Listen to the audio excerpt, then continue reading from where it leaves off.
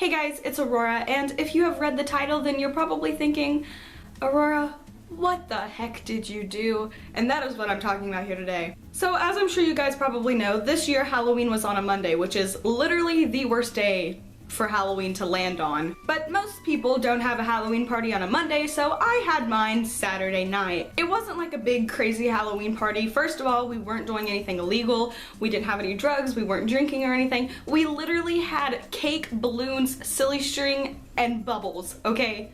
We were not doing anything bad at all. Just to get this out of the way now, which is sort of kind of an important detail later on, we were all dressed up. 4 out of the 5 of us were cosplaying anime-related things. I was Kinma from Haikyuu, my friend Alex was Sora from No Game No Life, my best friend Christy was Yu from Seraph of the End, and then my friend Bree was dressed up as a vampire, and then another friend named Destiny, and she was dressed up as a Pikachu. All the girls were going to stay the night, and then Alex was going to leave at like 10. Before any of the actual police incidents started, me and my friend Alex had pulled a huge prank on everyone, so everybody was kind of already mad at us, if not already freaked out. So they are all kind of in the state of, oh my god, why? Just to give you some visuals, my house is like right here. There's an interstate over here, and then an old gas station, which my grandpa owns, is right here. And you cannot find my house without going past this gas station because it's really hard, not like really hard, but it's kind of hard to find the road. But if you know where the gas station is at, then you know where the gas station is at. And my grandpa owns all of this land, like enough land to have a reasonable like hike or like,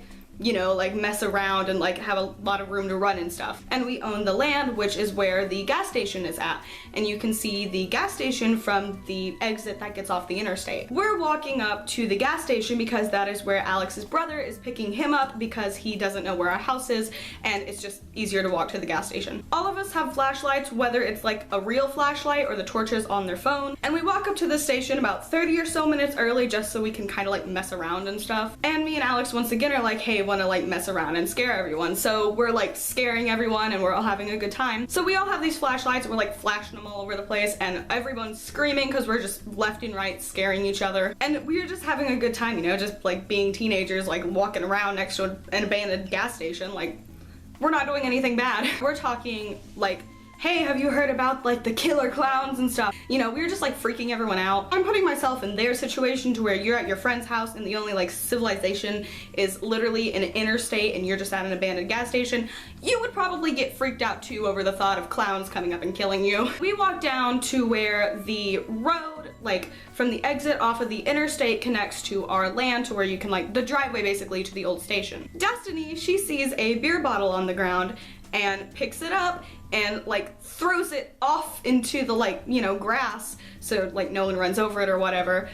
And at this exact time, a police car drives past. We didn't really think anything of it until the car turns around and then starts coming into the driveway and parks right in front of us. And the car like stops, and we didn't know it was a police car, but it's making all these noises and you can hear like the radio, and that's where we like figure out, oh, this is a police car. And the police guy comes out and like gets his flashlight and is like, what the heck are you guys doing? Just imagine a police car pulling up to 4 cosplayers and a vampire, and we're all wearing stupid wigs like this. We're sitting here freaked out, and it wasn't because we were doing anything illegal, but Desi threw this beer bottle and we were afraid that he saw. And you know, if you're a kid and this is the first time you're getting spoken to by a police person without any adults around, you're gonna be freaked out. And plus we're all already like really freaked out from everything that had happened previously. So the guy like shines his flashlight and is like looking around and like, you know, shining it on all of us, and he's like, what are you guys doing? And I'm just like, everyone else is kind of like freaked out except for me and Alex. I'm like, inside I know that nothing, like we can't get in trouble for anything because we weren't doing anything bad, so like, and I'm just like, we're waiting for his brother to, you know, pick him up because he's going home, and then we're going back to my house because we're having a Halloween party. I say Halloween party, but really we were just like playing volleyball with a balloon and eating cake. He's like, okay, how long do you think that's gonna be? We're of course being really nice about the whole thing, and we're like, we don't know, like 10 minutes or something, because we were not keeping track of time, but we were like, he's gonna come get him at like 10:30 or whatever. And then again, the police officer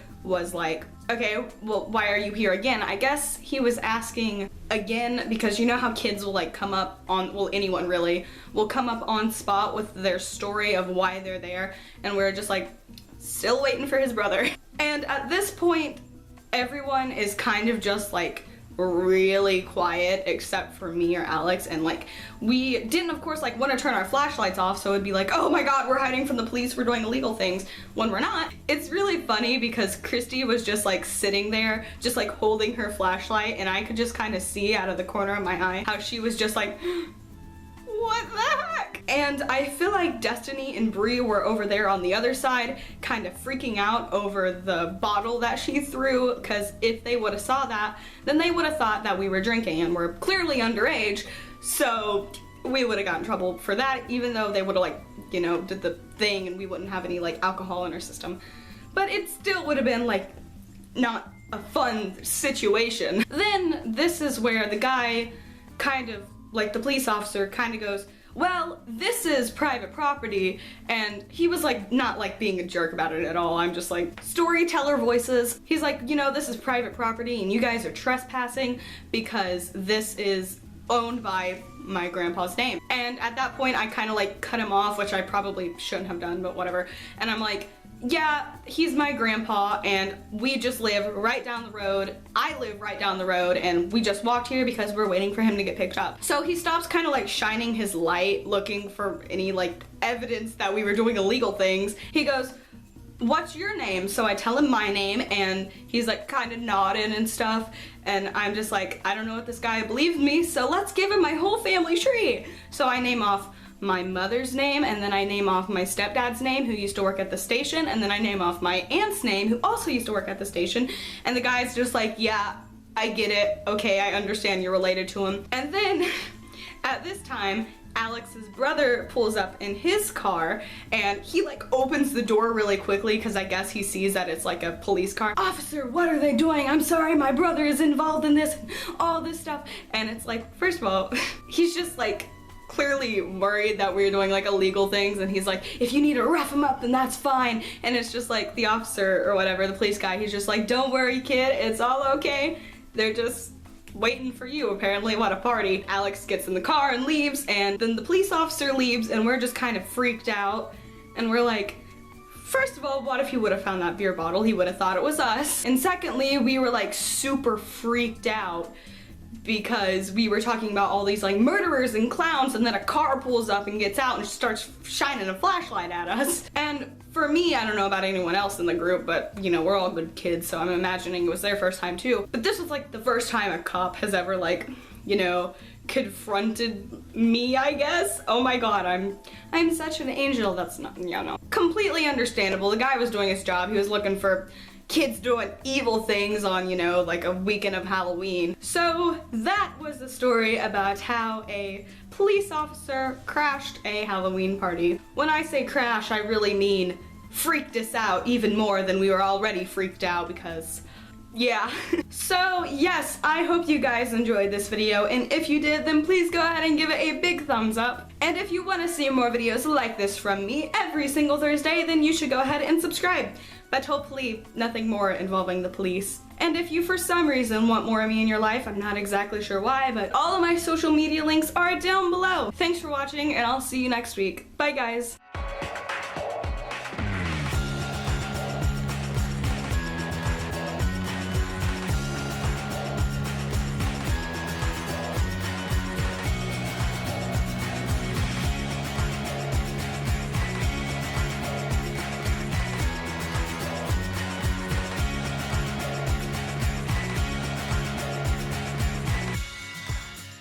My name's Kenma, and I love Kuro. Krogan for the win! That rhymes. I love shipping.